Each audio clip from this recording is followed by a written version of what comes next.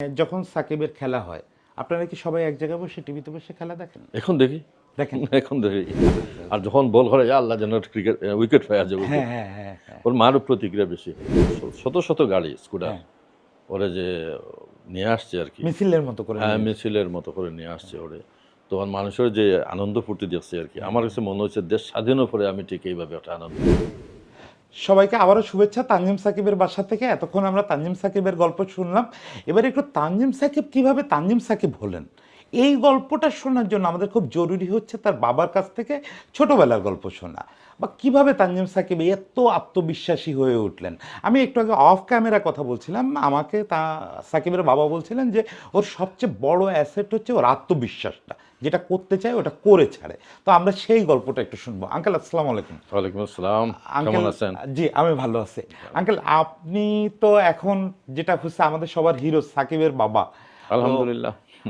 এটা কেমন অনুভূতি আঙ্কেল যে পুরো দেশ আপনার ছেলেকে নিয়ে এখন হইচই করতেছে, মাতামাতি করতেছে, কেমন লাগে? আলহামদুলিল্লাহ, সেটা আল্লাহর ইচ্ছা, যা সে করছে অবশ্যই সেটা আমরা আমাদের গর্বের বিষয়। তো দোয়া করি আল্লাহর কাছে সে যেন উত্তরোত্তর তার উন্নতি করতে পারে, দেশ এবং জাতিকে যেন ভালো কিছু দিতে পারে, গৌরবান্বিত করতে পারে, দেশকে যেন উজ্জ্বল করতে পারে, জি জি সে দোয়া অবশ্যই আছে, সে কামনাও আল্লাহর কাছে করি। জি।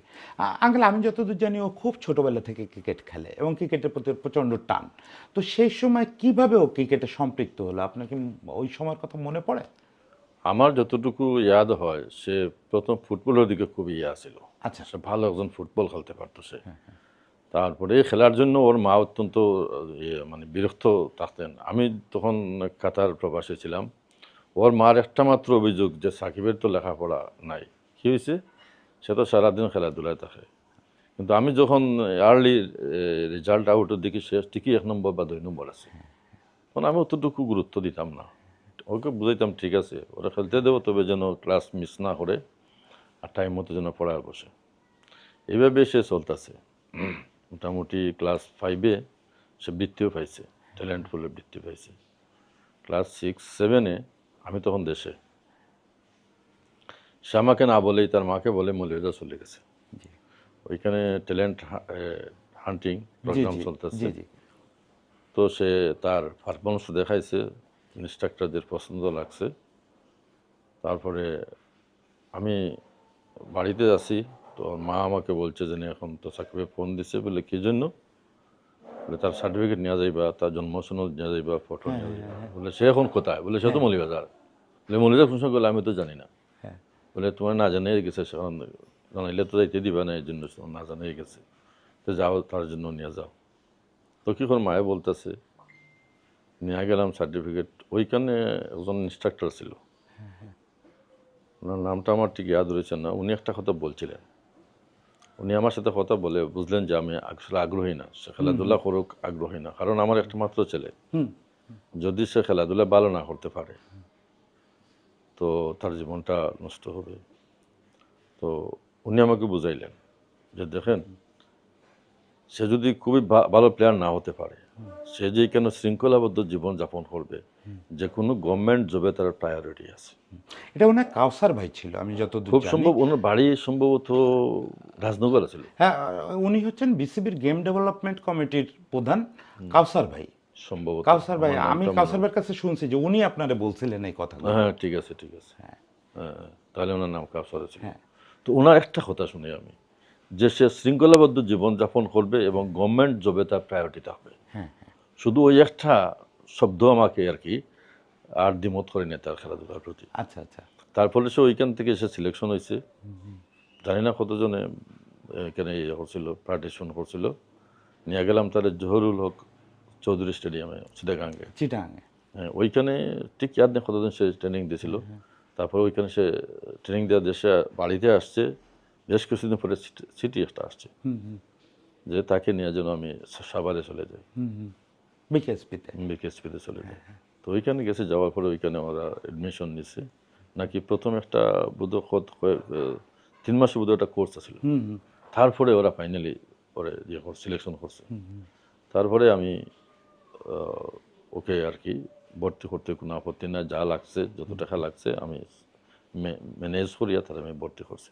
সাকিব তো তখন খুব ছোট, তো ওরে ছেড়ে অত দূরে রেখে আসা, ওর মা কতটা মিস করতো বা আপনি কতটা মিস করতেন, বা ওর 3টা বোন আছে, ওরা খুব মিস করতো নিশ্চয়ই। যখন ও প্রথম বিকেএসপিতে ভর্তি হলো, সম্ভবত তখন আসিল সে বগুড়ায়। আমি বগুড়ায় 3বার গেছি, তারই নিয়েই গেছি। বগুড়ায় আসলে তখন বুলিং হইতো, আচ্ছা প্রথম সে যখন বুলিংয়ের কারণে বা যে কোনো কারণেই হোক, সে আর যাইতে রাজি না, কোনো অবস্থাতেই যাবে না। আচ্ছা। তখন আমার বেশ কয়েক লাখ টাকা খরচ হয়েছে। হ্যাঁ হ্যাঁ। আর সে যাবেই না, তারই মানসিক অবস্থা দেখে বলছে যদি সে যাতে যে ডিপ্রেশনে তার ইয়ে করবো, ডিপ্রেশনে হয়ে যাবে, ভুগবে সে। তার মানে বললাম কি করা যায়? মা বলেন না ঠিক আছে, তার এভাবে যে করা যায় না, আবার যদি সে আসে তাহলে দেখা যায়। এখন তার যেভাবে পাঠাইতে হইব, মনে একটা তার মনের বিরুদ্ধেই তারা পাঠাইছি। আচ্ছা। হ্যাঁ, কিন্তু আমি পরে জানলাম আর কি যে এইখানে যে তার যে সিনিয়র ছেলেরা আছে, হ্যাঁ হ্যাঁ। ওরা নাকি কিছু শারীরিক মানসিক অত্যাচার করে। আচ্ছা আচ্ছা আচ্ছা তো ওইগুলো নাকি পরে সমাধান হয়েছে, আচ্ছা আচ্ছা আচ্ছা। সমাধান হয়েছে। তো সে তো এইভাবে প্রথম বগুড়াতে আসছিল সম্ভবত 6 মাস, তারপরে ট্রান্সফারে আসছে ঢাকায়, সাভারে। ওইখানে ওইখান থেকে সে বিভিন্ন যে প্রোগ্রাম হয় বা খেলাধুলা হয়, বয়সভিত্তিক যে বয়সভিত্তিক যে খেলা টুর্নামেন্ট হয়, ওইখানে সে দেশে বিদেশে অংশগ্রহণ করছে। আর আমি আমি যেটা জানতে চাচ্ছিলাম যে ওর বোনরা আছে, ওর মা আছে, ওনরা কি একটা মাত্র ছেলে বাড়ির, তো তারে সে এত দূর আছে, রোজ তো আসতে পারতেছে না, ওই হয়তো ঈদে ঈদে আসতেছে, তো মন খারাপ লাগতো না? অবশ্যই তারা মিস করি, কিন্তু কি করা যায়, তার ভবিষ্যৎ দিকে চাইয়া হ্যাঁ হ্যাঁ। এগুলা স্বীকার করতে হয়, এই ত্যাগ স্বীকার করতে হয়। আমরা ত্যাগ স্বীকার করছি। জি জি জি। এটা এটা কিন্তু খুব বড় ব্যাপার। সবাই ভাবে কি যে একটা ক্রিকেটার মানে সে বোধহয় নিজে নিজে বড় হয়ে গেছে, কিন্তু ফ্যামিলির একটা বড় ত্যাগ থাকে এখানে। অবশ্যই, অবশ্যই একজন প্রতিষ্ঠিত মানুষের জীবনে আমি দেখছি আর কি, ফ্যামিলি ব্যাকগ্রাউন্ড মূল জিনিসটা তার। হ্যাঁ হ্যাঁ। এটা সে যে পরিবেশে বড় হয়েছে, পরিবেশটা অনেক প্রভাব ফেলে একজন মানুষ। উন্নত জীবন, উন্নত মানে তার জীবনে একটা কিছু করতে হলে অবশ্যই পরিবেশের একটা প্রভাব আছে। আপনাদের ফ্যামিলিতে আগে কেউ কখনো খেলাধুলা করতো, ক্রিকেট খেলা বা ফুটবল খেলা? না, এভাবে মানে খেলাধুলা করতো, কিন্তু সে ঠিক সেইভাবে আর কি ইয়ে হয় নাই, মানে ওই রকম বড় লেভেলে বিখ্যাত খেলছে হয়ে এরকম বিখ্যাত কিছু হয়ে না। এমনি পাড়ার খেলা। হ্যাঁ, পাড়া খেলাধুলা করতো। ও, এখন মানে যখন সাকিবের খেলা হয়, আপনারা কি সবাই এক জায়গায় বসে টিভিতে বসে খেলা দেখেন? এখন দেখি, দেখেন? এখন দেখি। আপনি, আমি তো সাকিবের আম্মা, বোনরা সবাই সবাই এক জায়গায় সবাই বসে? দেখে। সে যখন উইকেট নেয়, হ্যাঁ হ্যাঁ। ওর মা তো একেবারে দস্তুর মতো আচ্ছা আচ্ছা আচ্ছা। উল্লাস প্রকাশ করে। মাঠের ভিতরে যখন পড়ে টড়ে যায়, ফাস্ট বোলাররা তো একটু ও, ব্যথাটা ওর পায়। মা তো একেবারে দস্তুর মতো যে আল্লাহ রে, আল্লাহ তুমি ছেলেরে বাঁচাও, আল্লাহ ছেলে। আচ্ছা আচ্ছা আচ্ছা। আর যখন বল করে আল্লাহ যেন ক্রিকেট উইকেট পাওয়া যাবে, হ্যাঁ হ্যাঁ হ্যাঁ হ্যাঁ। ওর মারও প্রতিক্রিয়া বেশি হয়। আচ্ছা আচ্ছা আর আমি মনোযোগ দিয়ে দেখি। আচ্ছা। ও, মানে এইটা কি কখনো আশা করছিলেন যখন বিকেএসপিতে দিয়ে আসলেন, তখন কি আশা না, করছিলেন ঠিক যে? এইভাবে চিন্তা করি নাই সে যে এইভাবে মানে যে এভাবে সে যে তার জীবনে প্রতিষ্ঠিত হবে বা ভালো একজন ক্রিকেটার হবে, হ্যাঁ হ্যাঁ। ঠিক অতটুকু চিন্তায় আসে নাই। এখন যখন বাড়িতে আসে বা ওর টিম যখন জেতে বা এই যে সেরা খেলোয়াড় হলো, সেই সব সময় আশেপাশের লোকেরাও নিশ্চয়ই সাকিবের বাবা হিসেবে রাস্তাঘাটে অবশ্যই, অভিনন্দন জানায়, অবশ্যই, হাত মিলায়, ওইটা অবশ্যই, কেমন? অবশ্যই। একটা আমার feel আমার আমার যে বন্ধু মহলে আর কি, হ্যাঁ হ্যাঁ। এখন সাকির বাবা হিসেবে আমার জন্য বেশি আদৃত। আচ্ছা আচ্ছা আচ্ছা। আদৃত আমি দেখছি যখন ওরা বিশ্ব যুব চ্যাম্পিয়নে আসলো, হ্যাঁ হ্যাঁ হ্যাঁ যেদিন আসে আর কি, তারে তাজপুর থেকে সিলেট থেকে লোক গেছে। হ্যাঁ তো তাজপুর থেকে তার মনে হয় বেশ শত শত গাড়ি স্কুটার হ্যাঁ। ওরে যে নিয়ে আসছে আর কি। মিছিলের মতো করে হ্যাঁ, নিয়ে মিছিলের মতো করে নিয়ে আসছে ওরে। তো মানুষের যে আনন্দ ফুর্তি দেখছে আর কি, আমার কাছে মনে হচ্ছে দেশ স্বাধীনের পরে আমি ঠিক এইভাবে একটা আনন্দ ফুর্তি দেখছি বাহ বাহ। মানুষের যে হ্যাঁ, আমাদের বাংলাদেশের মানুষের, হ্যাঁ ঠিক সেটাই যেন একটা প্রতিচ্ছবি আমি দেখলাম। বাহ বাহ, কি অসাধারণ বলছেন, অসাধারণ বলছেন। মানে এখন অনেকটা আপনার মানে নিজের পরিচয়ের চেয়ে ছেলের পরিচয় হ্যাঁ, আমার পরিচয় দিতে পরিচয় এবং ছেলে সেটা খুব পরিচয়, গর্ব হয়, তাই জি, না? অবশ্যই আনন্দ হয়, গর্ব হয়, ভালো লাগে। আচ্ছা।